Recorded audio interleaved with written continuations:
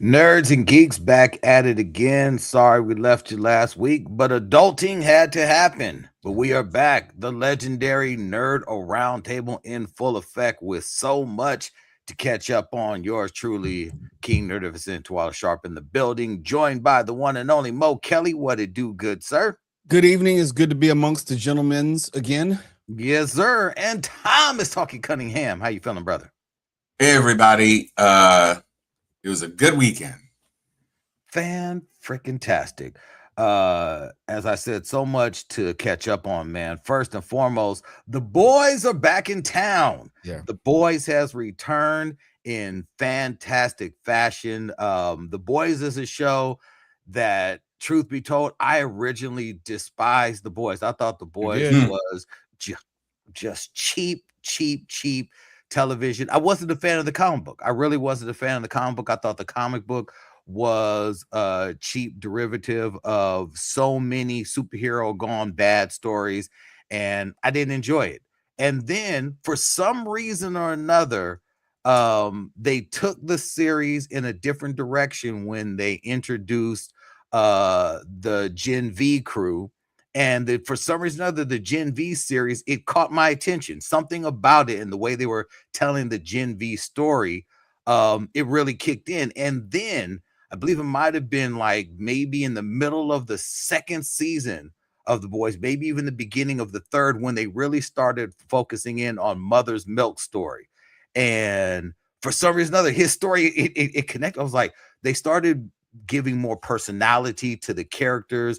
They weren't just these absurd, images and tales of superheroes long gone or superheroes that we've seen before.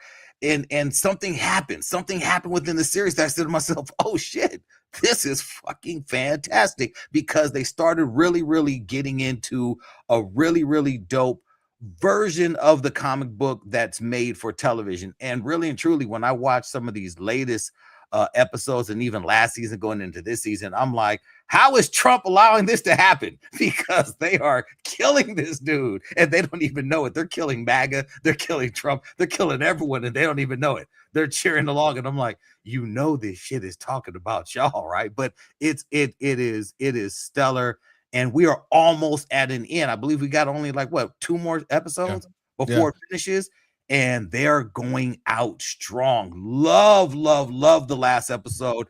Shit had me literally on the edge of my seat. Couldn't believe it. I got to say this. One thing I really do appreciate about the show is, to your point, Tuala, they took time to actually develop the characters. Mother's Milk story, quasi-revolutionary, but there layers to him. And even though the show started off as being Huey's story, talking about the death of his girlfriend, it really isn't his journey anymore. It's Butcher's journey. It's Mother's Milk's journey. It's Star Child, whatever her name is, her journey, Starlighter, her journey. I mean, and Huey is just more along for the ride. And I think that makes it much more enjoyable, because Huey was kind of naive and immature. He's grown up some, but it's not really about him, and whether he gets the justice that he wants for his dead girlfriend, I really don't care anymore. Butcher has quietly turned into a villain, which I like. He's gone past anti-hero. You're not sure that you're really rooting for him and his success at all, which says to me that the writing really has undergone some complicated rewrites, and I appreciate how much they're putting into the character development and not just the superhero development. Absolutely. Yeah, I think it's a good example of a show based on an existing property that understands what can work in one medium doesn't necessarily work in another. And I think, to Tuala's point, they figured out how to make a show predicated on the universe of the comics without exactly retreading, page for page, storyline for storyline, because I am a person who slogged through all of the issues of The Boys.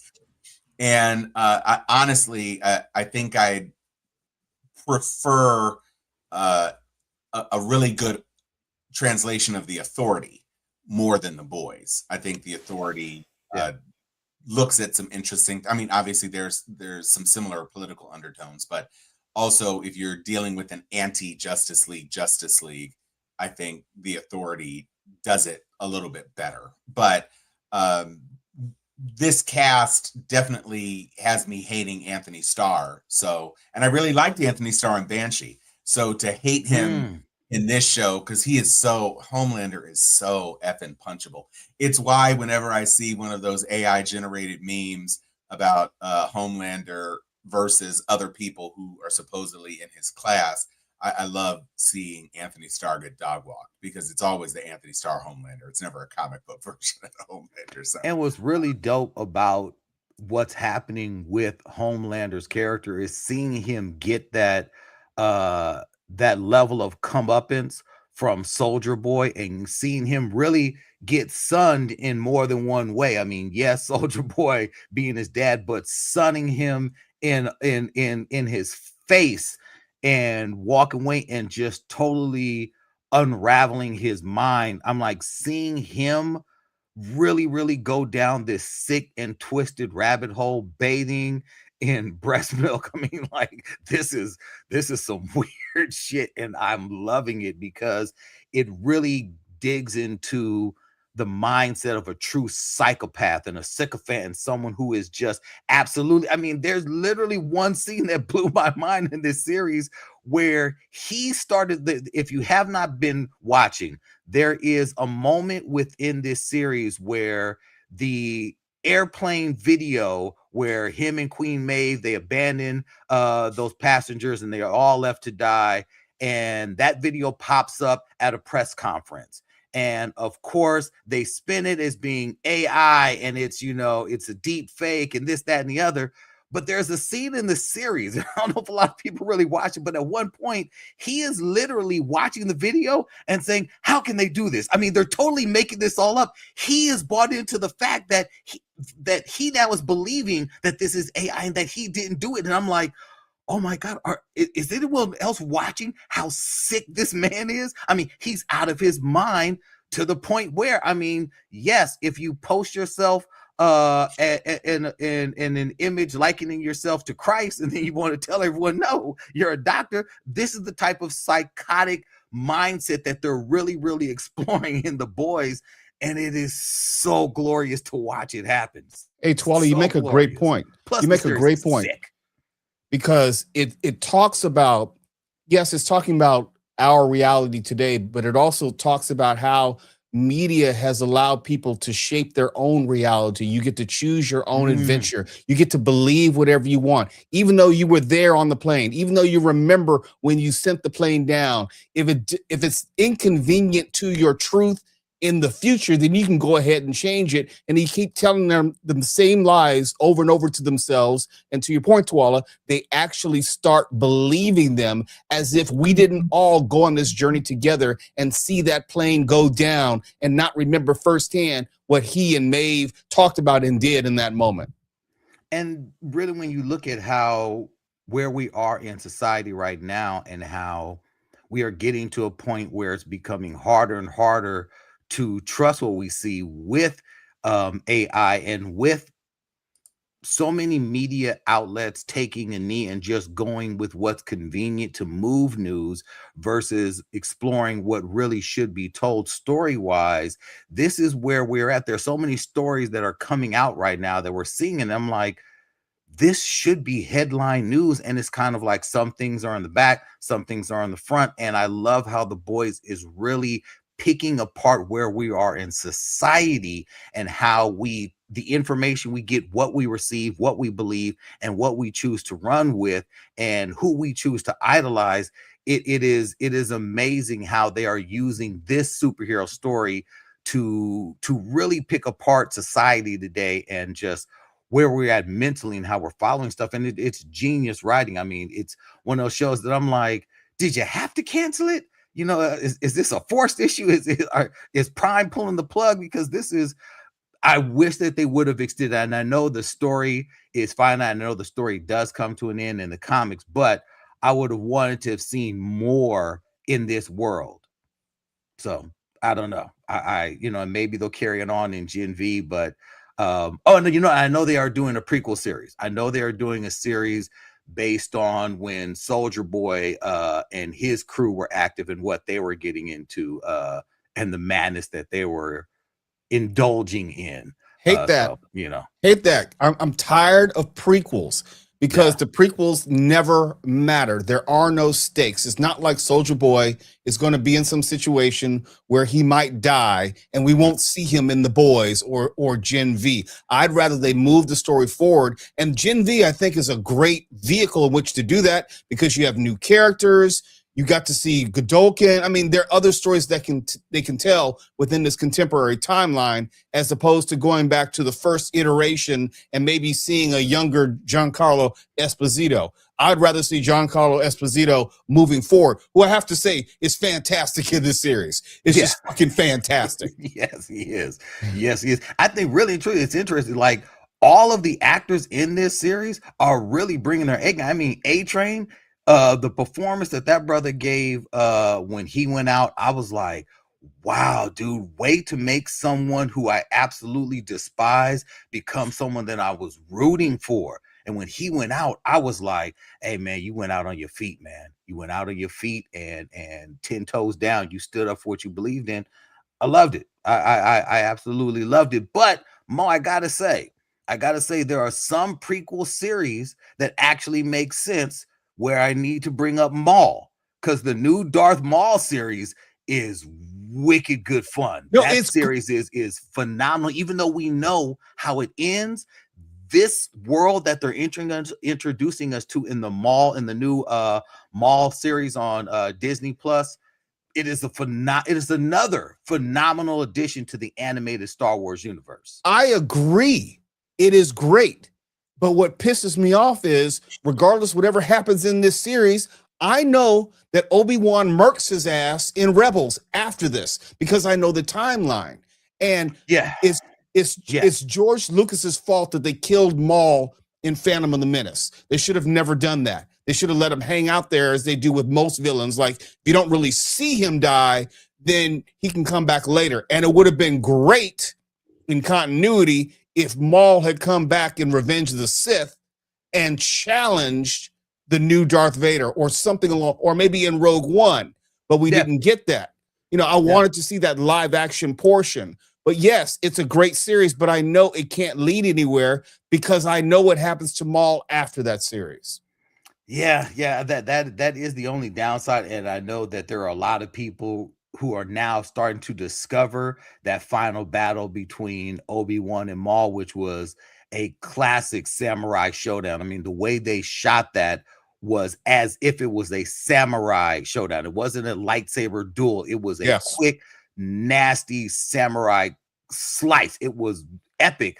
And it was short, but I'm seeing so many people, it's popping up on YouTube and various channels. Like, for everyone watching this Maul series who doesn't know how it ends, here's how it ends. But still, where this Darth Maul series is taking us deeper into the underbelly of the Empire and the Star Wars universe, where we always heard about how the Empire was saving the galaxy from lawlessness and the scourge of corruption. That was their story, at least.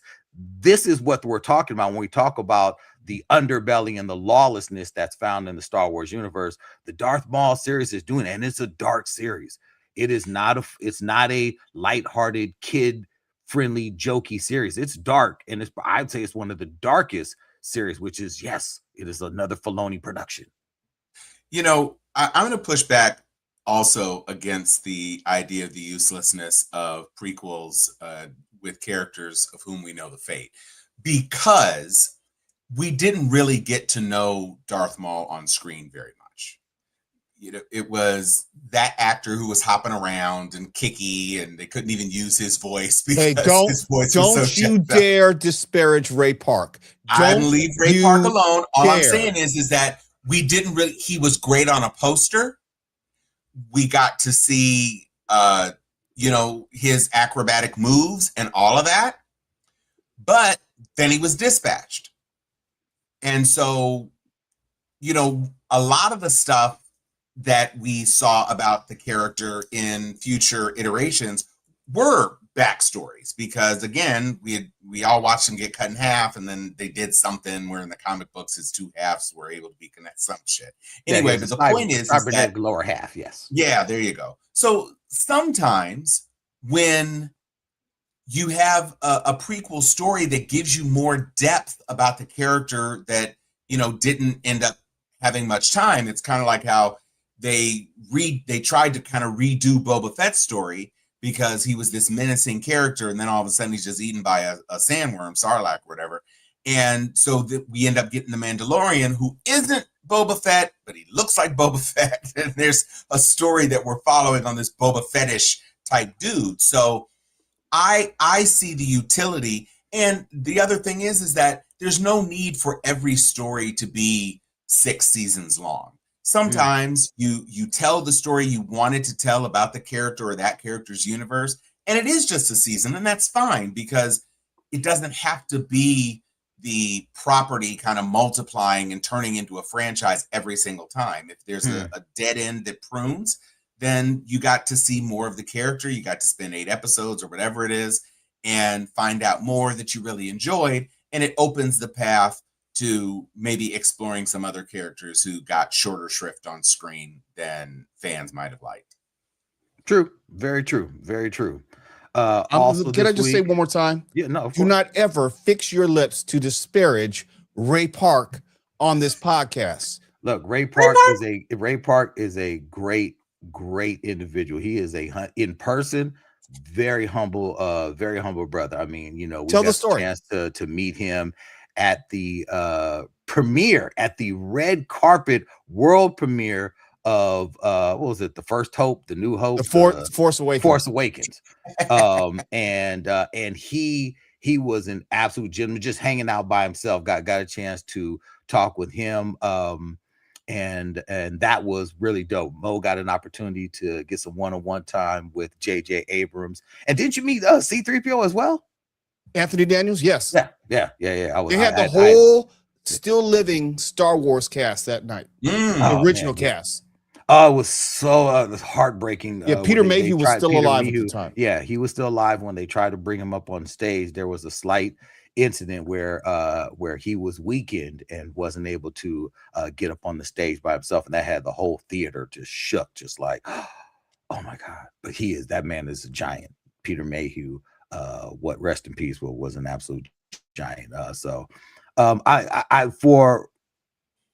For me, I think the biggest takeaway from Maul is that this is yet another Dave Filoni production and another slice of the Dave Filoni mind of the Star Wars universe. And now with him being in charge, I think that Star Wars as a property is in good hands. I know things like the Mandalorian and Grogu. I know that this is something that he's looking to bring to an end. He wants to bring all of that universe to an end with this film. He's got Ahsoka coming up. And I know a project that was put in his lap before he really took the reins was the Starfighter film with Ryan Gosling. We'll see how that turns out. But I'd say for storytelling and for someone who actually has shown that they care about Star Wars fans, I believe that Dave Filoni is with us. And there's something that I saw with the new Mandalorian Grogu trailer that this film really, really, really is going to end this story, that there will be no more of this story. There are some things that were kind of shown and revealed in this new trailer that I'm like, oh yeah, that Grogu holding Mando's hand while Mando's obviously laying in a prone position. I'm like, yeah, this looks like this is going to be a tearjerker here. Yeah, but you can't retcon them into the future. So the story has to end at this point. Or they get in this time loop that we always complain about. Well, where was Wonder Woman during the events of, the first Superman movie? And you start asking, where are Mandalorian and Grogu when X, Y, or Z happens in The Force Awakens? So yes, their story has to end one way or the other. I'm more curious to see, because I believe Ezra from Rebels is in this movie. What they do. Bridget, what they do with that character and whether they set him up because you have enough backstory with him for his own movie, his own story. Yeah, and that story also plays out heavily in the next season of Ahsoka, which, from my understanding, this Mandalorian series it picks up, or Ahsoka picks up right after. So Ahsoka picks up right after. So we'll see everyone crossing over into the finality of that Ahsoka series and where that goes as well. But speaking of retconning, there's been a whole lot of hubbub going on in the Marvel universe, especially in regards to this new Doomsday film, which now Disney is saying, oh, hey, okay, IMAX, F you for screwing us out of getting any showings and giving it all to Dune. We're going to launch our own theater. We're going to launch our own maximum size screens, and we're going to show our film on our own screens. And to kick that off, we are going to re-release a retconned version of Avengers Endgame, which leads directly into Doomsday. Now, this is a Avengers Endgame, which has all new scenes and all new ending and all types of stuff happening, which has the whole nerdosphere a buzz for what this means, what's going to happen, what's going to this, that, the other. And in our chat, in our thread, this does look a lot like Marvel has shat the bed. Marvel Studios has shat the bed as far as bringing all of their series or the films and series that we've come to know, bringing everything to a head and moving forward, because it's hard to move forward because there are so many untied and unfinished storylines that we've come to know. So it's like, in order for Doomsday to make sense, and in order for Doom to be introduced, and I get that you're introducing him through the Fantastic Four universe, so yes, that is why he was not around for any of the movies or any of the machinations that have happened thus far. He's only been existing in the whatever universe the Fantastic Four come from. Fine, that's fine and dandy. But if that's the case, then why do you need to retcon or redo anything with Endgame to make Doomsday make sense? These are the things I'm scratching my head about. And the lack of us receiving a solid trailer. There's all type of leaks that have come out. You got the Shang-Chi fighting Gambit leak that came out. You got a leak that looks like, you've got some folks walking through the TVA. There's all type of things that we don't, because AI right now, again, we don't know if any of this is real, because I saw that Shang-Chi image and I'm like, he wouldn't still be wearing the same damn outfit from the first film. That's stupid. Neither of them should be wearing the exact same outfit from the first films that we saw them in retrospectively. So I'm just like, this is why you can't trust AI. And I think, especially when you look at things like, I don't know if y'all saw the Council of Kangs versus Doom AI. I saw that. Yep. It's phenomenally done. And that could have absolutely been a nice way to end that. But where the fuck is this trailer at? And why are you holding it off? And more importantly, what are you hiding from us? What aren't you telling us? Because there's something ain't right. Something ain't right. What the thing that hopped out to me about that last AI trailer that you're talking about with all the Kangs is that up until you could hear Robert Downey Jr.'s voice, I thought it looked real cool. And then you heard Robert Downey Jr.'s voice, and I was like, that's not Doom. That's not Doom. That's not Doom. That's and if you have to Darth Vader it, either with heavy modulation or kind of AI merging him with James Earl Jones or something, it's not gonna, oh my gosh, it's not gonna be great. Yeah. I was one of the chief opponents to this retconning, and I happen to believe that if you're tying it directly to Endgame and you need the ending of Endgame to lead into Doomsday, that says to me this is all about redoing the death of Tony Stark and somehow making this connection where, I'm just throwing this out here, spitballing, that maybe Doom came in and sucked out Tony's life force or something before he actually died. They're trying to make some sort of direct connection as to why Doom looks like Tony Stark is some sort of variant. That's the only reason I can think of why they would reach back into Endgame to somehow connect the movies when they don't have to. They really don't have to. No, and for there is no story on planet Earth where Victor Von Doom and Tony Stark are the same person. And to me, the likelihood of us seeing an unscarred, undamaged Doom face is slim to none. There's no way that even if his mask is off, that he is going to look like Robert Downey Jr. or that he's going to look like, anything other than the charred, mauled face that's underneath Doom's mask. There is no way on planet Earth that they would do that to a character as widely known within comicdom. There's no way that they could do that. There's no way that they can retcon the story where Iron Man becomes Doom or anything else, because Doom is Doom and Doom has always been Doom. And Marvel would literally be shooting themselves, not in the foot, in both feet, both kneecaps, and in the groin if they were to do something like that. Okay, so I don't disagree with the core principle, but I will say this: the economy of movie connection says that a guy whose whole character was predicated on building a suit of armor could eventually turn into a guy whose main feature is that he walks around in a suit of armor. There's no way an audience is going to say, there's no way Tony Stark could build another suit.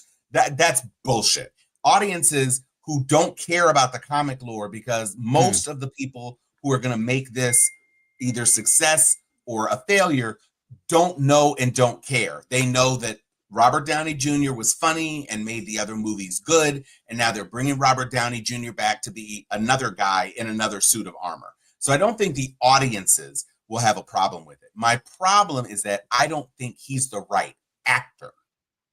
They're obviously going to do something about Doom. And here's the wonderful thing about the multiverse is, just like you're fixing T'Challa, we know T'Challa is going to be fixed either in this one or in Secret Wars because of multiverse.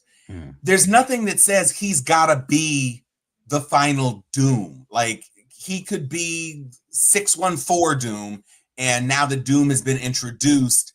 We see a Doomling rising from the ashes of Sokovia. It might be Sokovia instead of Latveria, something like that. I'm just saying that I agree. In retrospect, I understood the stunt. I still understand why they thought the stunt would work, and they might not be wrong about the stunt. The stunt might help drive them, just like they are praying that the $400 million they're going to share with him is worth it. But, it's, to me, I am less concerned about the trailers for this. I think it was a mistake for them to release 4 or 5, whatever those teasers were, and then not to deliver. I do think that's a mistake. But if this had been a movie, this is a December movie, I would have expected that since your big release is Spider-Man, that you'd be gearing us up for Spider-Man. And if you were going to drop a trailer, you would drop a trailer around Spider-Man to help drive the attendance to Spider-Man. Which I don't think it's going to need the help. But the point is that, to me, the timing makes a lot more sense to do it in conjunction with another big thing, as opposed to, just giving people a trailer and you're going to get 2 more trailers between the time Spider-Man drops and the release 6 months later. So I don't fret about it in that way, but I do think that they've set an expectation. They've thrown some confusing bullshit out there. All we know so far is that the X-Men are going to be in this movie. That's all we really know. And the Fantastic Four. We knew that. Oh, and then Gambit's going to be in the movie, I guess. Yeah. But these are things we knew. And so, and that Cap is back. So, I mean, it just doesn't make a whole lot of sense to me that this is how they're going. And they still haven't determined whether or not, have they finally said that Tom Holland is making an appearance in Doomsday? No, they have not. Haven't. They have not. Like, so that would be the last big thing. And of course, after this new Spider-Man movie, that would be the time to indicate that Spider-Man's going to be in this. I mean, well, you have to assume that there's going to be an end cap scene which leads directly into Doomsday. Correct. If past is prologue. Hopefully Correct. they would, to use it to Right. set up the movie. Well, I Right. mean that absolutely has to be the case, because it was revealed that Tom Holland had done some reshoots for Spider-Man Beyond, whatever the fuck they're calling it. That Tom Holland did some a reshoots. new day. The New Right. Day, that he did some reshoots for this film, which are supposed to tie in now, because of Robert Downey Jr.'s insistence in looking at how Doomsday was going, and the reshoots that they did for Doomsday, that Robert Downey Jr. And actually Chris Evans insisted that they do go on and bring Tom Holland in, and they don't wait, because it wouldn't make sense. Because after they looked at it, they said audience art, it's not going to make sense. This is the story that Right. Variety reported that they both said from the flow of the movie, it wouldn't make sense how they had it. And so then they did these reshoots last minute for Tom Holland to be able to just do something to include him in the film, and then not long after, RDJ dropped that Doom Easter egg basket, which now includes Spider-Man and Doctor Strange, which also someone who was not supposed to be a part of Doomsday. So we'll see how they all, play a role. And it's interesting how the film universe is in such disarray, but the television universe is on fire, because Daredevil is peak. Daredevil is absolutely cracking. That last episode of Daredevil, I mean, they should have called it Kingpin, but that shit was gripping. That was some gripping television. My greatest fear coming into Daredevil season 1 was that they were going to Disneyfy it or lessen the impact of the Netflix television universe, changing his suit, which we remember it was brighter colors. I said, oh shit, here we go. Yep. The Disneyfication of it all. And I thought they were going to pull back from all the things which made the Netflix universe so good and enjoyable, but that has not been the case. It's as violent as ever. It's as dark. I'm talking about color palette, talking about suit, all those things. It's as dark as ever. You have arguably the best villain that I can remember in recent memory in Vincent D'Onofrio. He embodies Kingpin. He exudes the villainry of Kingpin, and he can communicate that without special effects for the most part. And that's what I really love about the season. And yeah, I'm kind of mad about the season 3 spoiler reveals. I would have rather just organically found out about that, but I'm still in. I love everything about this show. Yeah, I mean, the season 3 spoilers, letting everyone know that season 3 is the return of the Defenders. Now everyone is following everything that the kid who plays Danny Rand is doing. There's all these Iron Fist workout videos, and Finn Jones and Finn Jones, and all these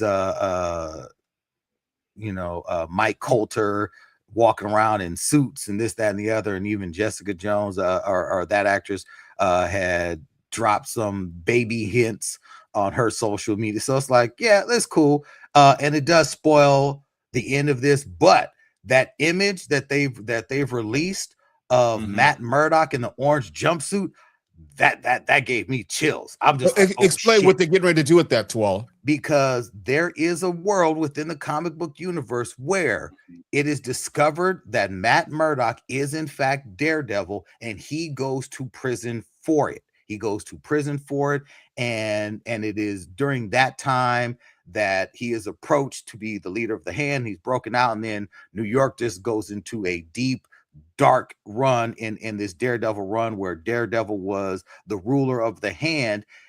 Something that someone put together, that in the jumpsuit that Matt Murdock is in, and the prison that he goes to, and then they tie that to the scene where you have Spider-Man facing off against the Hand in a prison.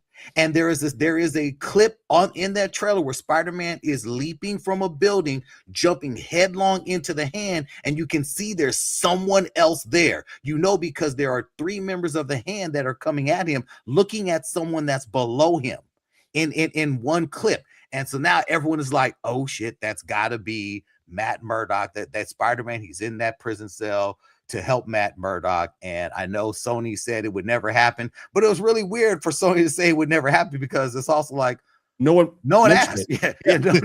No one was asking you. Like, why would you all of a sudden? There's no way that we would do. Okay, sorry, because no one was. Keep protesting. You. Yes, right. So this is one of those things where, look, if this happens and they go on this run and they're able to seamlessly introduce Matt Murdock into the MCU film universe, because it is said that after this third season of Daredevil, that it is going to actually lead to a Daredevil film, that's what they're moving towards. And I'm like, okay, now I can see a world where that could happen. Because I know, Tom, you had asked the question, would you rather have more episodes on TV of Daredevil or a singular film? And I think this would lead us to the point where we're going to be able to see both. I don't know. That sounds good to me. Maybe. I wonder if Charlie Cox, like some of these other actors, end up desiring a life outside of this character. It's already a big part of his career. I can't think of other Charlie Cox things that are higher profile than this. So if it were to turn into a thing where you've got 2 years of his life playing the big screen version, you've got, another 8 months of his life making 8 mini movies. I mean, it just seems like it might be a lot. But you all are a bigger fan of this series than I am. I'm not saying it's bad or anything. I'm just saying that it's not my favorite thing, just because I don't engage with Charlie Cox. And I think the whole ridiculous. Is it the hair? What is it? What is it? It's him being a ginger with a perpetual 5 o'clock shadow, and Daredevil also being a ginger with a perpetual 5 o'clock shadow. It's just you one of those Clark Kent effect. Yes, but even worse. And it doesn't help that he's blind. It's one of those things that is kind of unforgivably dumb. Spider-Man has a mask that completely covers his face, and so you don't think about whether or not he could be recognizable with all those webs on it or whatever. Cage never has a mask, and because he's out in the open. Same is true with Jessica Jones, and it just seems like for them to, and Finn Jones, which, by the way, I have to say, all of those Finn Jones fans account are actually just Ryan McBain. You're not wrong. It's all Big Bang. So all I'm saying is that if you're in a group of people who don't wear masks and everybody gets that they're super people, and you're the one motherfucker who does wear a mask, but you have a ginger beard, it's like, hello. It's kind of dumb in a way that you don't really see in other Marvel groups, because the Fantastic Four don't wear masks. Everybody knows who they are. That's fine. And the X-Men don't really have alter identity. Yeah, I mean, even Frank Castle's, like most everyone in the Marvel, even the Marvel comic universe, period. If you think about it, there aren't many people that wear masks outside of Spider-Man and Daredevil, really and truly. Most everyone else, they're publicly known. Like everyone knows who, Scarlet Witch is. Everyone knows who Tony Stark is. Like Tony Stark is dead. Yes, I am Iron Man. That's real. So it's a lot more like the Boys universe, where these people are known because their interior lives are not as important. That was a thing back in the 60s when they were in their golden era heyday of the tension between a person who is also a hero but also has to be a regular man, and now that's not so much a thing anymore. So that is a wise choice. It just seems that Murdock, and maybe, like as you say, if he is going into the arc where he takes over the hand, it feels it's almost too convenient for the Spider-Man character, who that's not, the hand isn't one of his big foes. No, and that's why I was like, one of those, why is the hand in this film? Because the hand is not a Spider-Man villain. It does make sense that Matt Murdock / Daredevil are in a movie where he's fighting the hand, and then he gets uncovered in season 3 of Reborn and ends up segueing into a storyline that includes the hand more robustly. I mean, that's a great way to get a larger Spider-Man audience invested in the Daredevil series. So, kudos to them for that. And we still don't know with the Punisher how that's going to connect. Right. Yeah, that one shot. And so, I read it. I don't know if you all heard this about how Barenthal was going to walk away if they didn't do right by his character. And so even though he hadn't ever written anything, he wrote one shot and Yeah. is an EP on it and all that other sort of stuff. So that's interesting. I'm looking forward to seeing. And he's like, that trailer for the One Last Kill, that is just looks like we're gonna get Punisher. Like and from Bernthal, get a Punisher that we've wanted to see, because even in the Punisher series, the Netflix series, I love him as Punisher, but the villains that he faced off against to me were blah. Jigsaw, that was not a satisfying villain for him to face off against, and in season 2 for him to face off against the General, I was like, this is trash. Like that ending for me was whack. I love him, and I thought that he was great, but I think his performances as the Punisher in Daredevil specifically were much better than anything that he's done in his own series. Like in his own series, we saw the tragic, life of a soldier come home, and how society does not do enough for these men and women who come home. And I love how they really, really honed in on that. But as far as a story, him and the one where he was saving the girl and riding around with her, and I'm just like, this is okay. This is just okay. But every single time he's been in Daredevil, he's been through the roof. You know why, though? I mean, he doesn't have to carry an episode. He doesn't have to carry the series. When he's in Daredevil, he's there to kill someone, and you don't have to fill in any blanks. During his own 8-episode season, he just can't go from kill to kill to kill. You have to fill with other stuff, and that's probably much more difficult to do with someone who's obviously a psychopath and is probably not emotionally deep, if we tell the truth. So let me ask this question, because these two actors who are both in the MCU are very physically similar, and I think cut the same sort of swath through popular culture, and that's Frank Grillo. If you had an opportunity to see a Frank Grillo Punisher instead of the Crossbones and then getting killed as Crossbones, do you think that he would do as good or maybe better a job than Barenthal? Because I will just say, Barenthal, I mean, he's good as his character, but he strikes me as an actor of limited range. And I wonder what somebody like Frank Grillo might bring to the performance. I can't disagree with that. Wow. I mean, because I could see him as Punisher, because he's always been kind of asshole character. And the snark that I've seen him do in other characters fits with Punisher. Right. That fuck all y'all type attitude fits with Frank Grillo in just about everything he does. I don't know what he's like in real life, but he plays a great asshole on screen. From my understanding, he is a gem of a human being, and he is actually someone who is trained in multiple martial art disciplines, and he is someone who physically would probably look a lot better doing a lot of the fight choreography, because just he has trained other people, he has trained other actors with fight choreography and in different disciplines for big and small screen. So I think Frank Grillo would have been an excellent choice, and I like that he's getting some shine now, because I've liked him in everything he's done. That one movie where he kept dying to come back, that movie Boss Level. Phenomenal. Boss Level was phenomenal. I loved him in that. I think he's just a great actor. You got to see him in Tulsa King. He's really good in that as well. Oh, with Stallone. So that's the thing. In Boss Level, I saw some humor in his performance that I don't think I've ever really seen in Barenthal, even in The Accountant too, where it's him and his brother, and obviously he's a little bit more comedic. He's supposed to be a little bit more comedic. It's fine.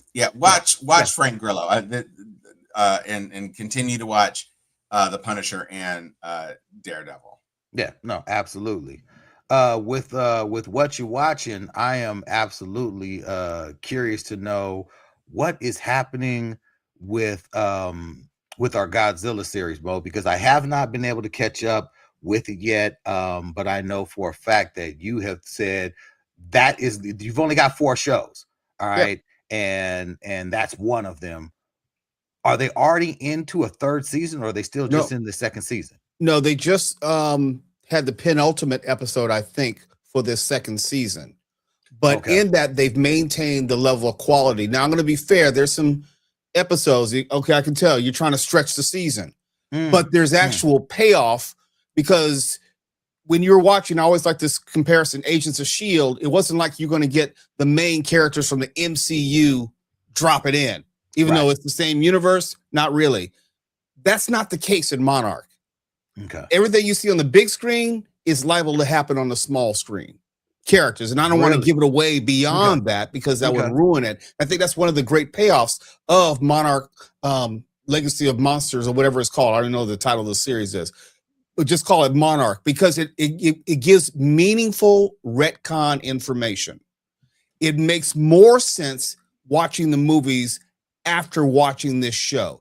You get to see the rise of Monarch. You get to see the mentality of why it's all around the world and what they were trying to do from the first Godzilla movie all the way through. Okay.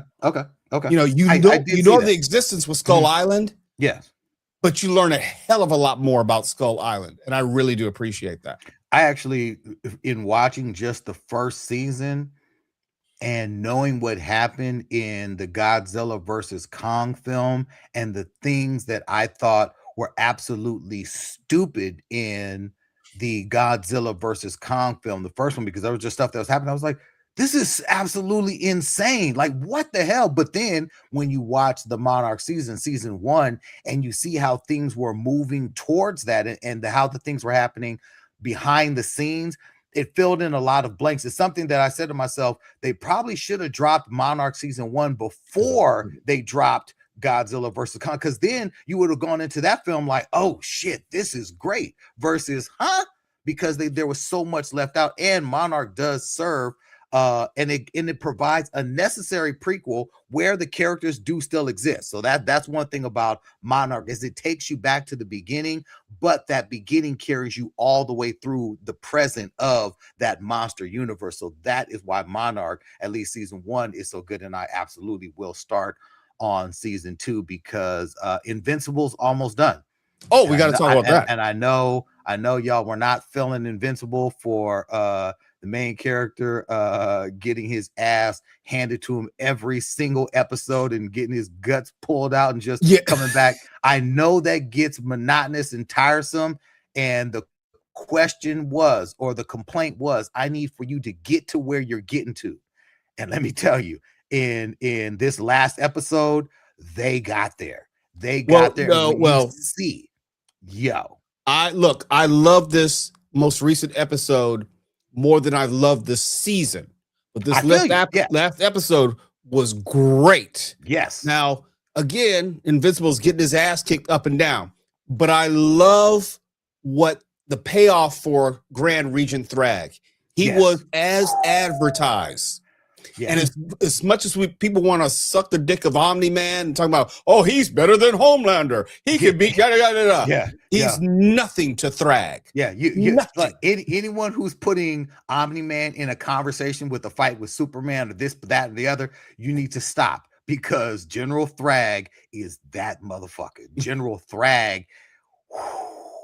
This dude literally created a vacuum in space and time to pull Omni-Man to him, to knock him out of the stratosphere. When I saw it, I said to myself, did you just create a vacuum? You created like a vortex by pulling your fist back to oh God. When I saw that, I said to myself, this motherfucker is bad. And I like the Viltrumite backstory. Yeah, with the because it's one thing to say, oh, the Viltrumites are evil, they just want to conquer the universe. Can we get a little bit more than that? Can we get just a little more substance as to the why? How do they, what possessed them to have to go to all these other planets that they clearly can't manage for the most part, trying to conquer them all when they were down to handful of Viltrumites? And I thought it was kind of cool that we found out that Omni-Man was going around just getting his fuck on, sowing his oats. Yeah, That was very and cool. that was all of like that Kurt when Russell. it comes to Right. Yeah, it's great. It's great the way that came together. Wasn't Again, this is a comic book I wasn't a big fan of by the time like Invincible came out. It was towards the end of my really being into stretching out beyond Marvel and DC. I just got tired of picking up books that were not going to be about anything. And so Invincible is one I saw on the stands and was like, yeah, okay, another Superman knockoff. Sure, whatever. No, pass. This series, however, is great in its storytelling, and getting to where it's gotten to. I'm like, yeah, this is phenomenal television. And we just every single thing that we've got coming out right now is firing on all cylinders. All of nerddom right now is excited. I know that from Cinecon, every report back from the Clayface trailer and the first looks at the new Clayface film are like, it is going to be a true horror film. Everyone said, all the reporters who reported on the Avengers trailer said that the trailer delivers on every single thing that you want. Everyone there said that the trailer absolutely delivers, and it is going to be a epic oh shit kind of movie. It was revealed that a new Top Gun is coming. Tom Cruise announced it. We've got another Top Gun, so get ready for that. There's so much stuff that is coming out, but will theaters be able to maintain? Will theaters be able to stay alive? If theater owners are turning against Disney and siding with Warner Brothers with the release of Dune, and you think about the fact that between now and the end of the year, Warner Brothers has Dune, Supergirl, and Clayface. Those are the only big ticket films that are designed to pull people into theaters, put butts in seats. Clayface isn't going to do it. No one knows who the fuck Clayface is.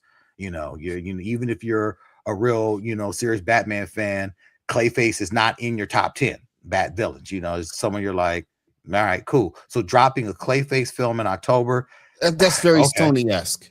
Yeah. It only means something when you have the associated main character in the movie. And it's not. So that's one of those things where, because this is coming from the James Gunn universe, this is not coming from the Robert Pattinson, the Batman universe, and there's not a lot of hype for the Batman 2. There are a lot of people who are like, yeah, the first one was cool. You're doing another one? I thought that was just a one-off. Okay, sure, whatever. So between now and the end of the year, you've got Supergirl, Dune, and Clayface, while Disney has like 11 films coming out, all that are designed to be IMAX releases, between Moana, between Toy Story 5, between the next Ice Age film. You've got this new film Hex that's coming out, which is going to be the next big push for Pixar. Of course, you've got Mandalorian Grogu. Of course, you've got Spider-Man. Of course, you've got Avengers, and you've got there's one more big one that's coming out. Disclosure Day. Disclosure Day, and that's what I'm saying. It's not just Disney. It's Fox. It's everything around that. Why would you side with a studio that has nothing to offer and shun Disney from getting that IMAX run, for Disney to come back at you and say, cool, we're going to do it ourselves. We're going to open up our own theater chain, and we're going to put our movies on our screens? That fucks everybody. Because if Disney can say, yo, for our films, which we own, and we can open up whenever we've got a film going, we don't have to have them open during the week. We don't have to have it more than what we need for the theatrical run of our films. We can just do big releases on our films. What does that do for the AMCs and the Regals and the Regencies of the world? But see, that was the whole point of like Disney Plus and these streaming platforms, to own the distribution. Now, when you have studios saying, we got you no matter what, we can put them in our own theaters, or we can put it on our own streaming. And either way, you movie theaters, traditional movie theaters, don't get shit. Yeah. I mean, that's a powerful statement. Very powerful. We'll take it. We don't need you movie theaters anymore. We'll take the hit and release this on just Disney Plus and watch what happens. Yeah. because now they're able to do it by them opening up their own theaters. It's similar to Netflix buying, some of these smaller mom and pop theaters, in key states and dropping their films in them just to qualify for the Oscars. They've got theaters, I believe, in LA, Atlanta, New York, just one-offs where they can just show their films, give them the necessary run, and they're cool. It qualifies. But for a company like Disney proper, that is huge in the real estate game. You got to understand that Disney is in the real estate game. That is one of their biggest marquees as far as how they're bringing in money, buying up these theme parks. That's one thing, but they've got all types of other properties that they are opening up. They're held here in Southern California. They're literally opening up or developing their own city. They've got their own city that they're developing in the Palm Spring area. They are going to get into real estate on a whole nother way. So if they can open up their own theaters across the country right now, I believe they have some 300 screens right now that are going to be ready to show this new film. What are the theater owners thinking? Like, why would you say, nah, we're going to go with Dune? Especially when Shamalama Bing Bang is not a hot property right now. Folks are not feeling it. He can't do press. Nope. He can't do press right now. So how are you going to put this all on the shoulders of Zendaya? Man. Now they get none of the pie. They get none of it. As opposed to splitting it, I don't know, 40, 60 or whatever. Now they get zero. And not only that, they don't get the ancillary business. They don't get to sell the popcorn dispensers, the buckets. They don't have to sell any of the merchandise. They don't have just the extra traffic 6 days a week that they would, thanks to a Marvel movie, which is now going down the street to some theater, which you get nothing out of whatsoever. Yeah. That's problematic. Before we top too far over that hour mark, do want to get into what else are y'all watching? Tom, what's on your TV? Well, it's not so much something that's on my TV as much as it is the movie Normal, starring Bob Odenkirk, which might as well be called Nobody 3, except it's slightly different in its premise. But it's, once again, like Nobody 2, Bob Odenkirk, who is building a little sub-niche for himself as suburban John Wick, encounters another town with a dark secret. And just like in Nobody 2, he has to defend himself against these forces with two other folks who are also trying to make it out alive. And it's very dumb, but there's some really cool murders in it. And Bob Odenkirk is still a compelling character actor, and he's funny and he delivers. And so, I will watch him do this character, even though this may be the only thing he's going to be doing for the next 6 years, because this movie is not going to make a lot of money. It very easily could have been an Amazon Prime movie or a Netflix movie, but because of A-List, I went and saw it. So, which is interesting because he is doing Nobody 3. Nobody 3 is in production. Oh, it doesn't surprise me. No. I mean, that it's a solid little suburban John Wick franchise. So, do it. What you watching, Bo? I've been holding off because I'm finishing up the 4 shows. I had to watch like 4 episodes of Invincible this week just to catch up. Just finished watching Monarch earlier today, and there's this movie which came up after I was watching something else on Netflix. Balls Up. That's going to watch this week, and it stars Mark Wahlberg, Paul Walter, Sacha Baron Cohen, Benjamin Bratt, and it's a story of these guys who come up with this over the scrotum condom, and it is over the top funny. No, I'm serious. I said this is one trailer, right? You think it's like Seth Green? You think it's like maybe the Farrelly brothers? It's all that. It is all that. The visual jokes, the sausage jokes, the trailer is hilarious. I said, okay, I'm gonna watch this as soon as I get through all the other stuff. But I'm being fair, I'm not a Paul Walter fan, but I think in stuff like this, he works. He's kind of like a Zach Galifianakis type aura about him. and he's good for that type of comedy. I just can't take him seriously, but it looks hilarious, and I'll report back by next week. You got me Googling this trailer now. Oh yes, you have to, Tom. Hit me in the chat. Yo, have y'all seen the trailer for the new Netflix series Mating Season? I put it in the chat. Netflix has dropped a trailer for this new animated series called Mating Season, and it is a Sausage Party-esque look at the mating cycles of animals and how they get along. But it's the shit that's in this trailer. It's I'm like, oh, Netflix, you are going all out with this series. Okay, I'll check it out. Damn near high comedy animal porn, but it is it is stupid upon stupid, and I'm like, okay, Mating Season has to drop. For me, the only thing I'm watching seriously is I'm still rewatching The Expanse, and this time around, The Expanse, it stands as still one of the best sci-fi series ever done. It is way up there, and The Expanse is phenomenal. I know some people say, no, it's Firefly. Of course, everyone will say it's Star Trek, but The Expanse, this story is like watching it again all the way through from the beginning for a second time around. It is just as exciting, and watching it now, catching some of the things, and of course, Amos remains my absolute favorite character to ever grace the screen.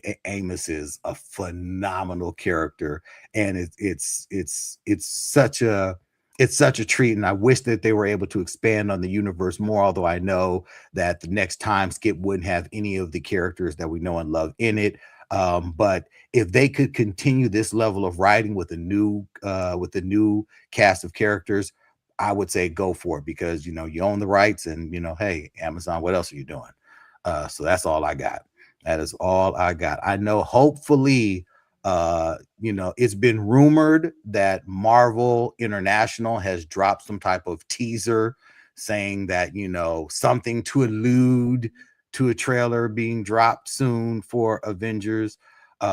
Sure, whatever. I just got my tickets for Mandalorian and Grogu. I got my tickets for, of course, Mortal Kombat. I'm trying to think what else the tickets have dropped, but I got my tickets for Michael on Wednesday. Oh, okay, okay. I know Michael's dropping this week, correct? Yep, Wednesday. Yep. 24th. I got the pre-fan. Oh, nice. Now, are you getting the Michael popcorn bucket? Is it a hat? No, well, at AMC, which is the only theater that I will be purchasing buckets from, it's a Thriller jacket with no arms. Oh, like a Thriller torso bust. Yeah. And there's also a drink with him doing one of his classic dance moves as a minifig on top. Huh. Okay. So I will probably be getting both of those. Look, are they serving Pepsi too? Let's hope not. Not at AMC anyway. They damn sure aren't doing it at AMC. Nah, AMC is a Coke pour. Cannot wait to hear about that. I may get tickets to go see that. I may. Something about this film is making me hesitant to want to see it in theaters. I don't know what it is. Something about it it's giving me some type of feeling. I was kind of surprised that Janet was one of the members of the family that was not enthusiastic about it. I don't really care about Paris because that's not his daughter, but for Janet to be concerned. But I don't know if that has anything to do with the fact that she may be portrayed. You'd imagine that even if she's not a focus of the story, that there is a person who is going to be portraying Janet as the younger sister. But this is one of those artists who is, if you're gonna do an Eddie Mercury biopic, you got to do a Michael Jackson biopic. You got to, and it's got to be, of a scale, and there just isn't anybody, on the females. I mean, you've had Tina Turner, you've had Ray Charles, you've had a couple of different television versions of the biopic, but nothing. You've had Aretha, so he's in that. Even Whitney, so James Brown. But I mean, I don't know that we've had a good Whitney one. Not a good But one. yeah, No. between No. James Brown and everything. So he definitely belongs in that pantheon of biopics. And I think it is nice that his nephew is taking on the role. And it looks like it's dealing with a broad enough swath of his life that we'll get to see how strong this kid is in the acting. We shall see. I cannot wait for your report back on that. You know. Yep. And with that, good sir, we are there. So, Mr. Mo Kelly, take us out, good sir. Multipass. Thomas Talking Cunningham. Where is my thriller suit? Excelsior!